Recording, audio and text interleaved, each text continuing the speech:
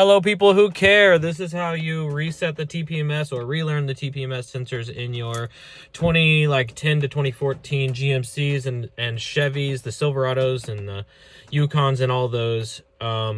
Basically, you turn the key to on but don't start the engine.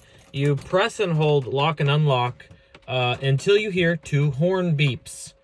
They will beep twice. Okay, then you get out of the car and you'll see this light up, indicating which tire to start with. You take your valve stem cover off and release air. You keep holding and release air until you hear another horn beep. You will hear it, but it might take a long time. It's fine.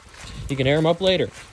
The light will transfer to this one, and then you'll do it again right here. Same thing. Hold it down until you hear a beep. Then it's going to move to the back light, indicating this tire. Do the same thing. Hold it down, let air out until you hear a beep. Then you move to the last one that will light up.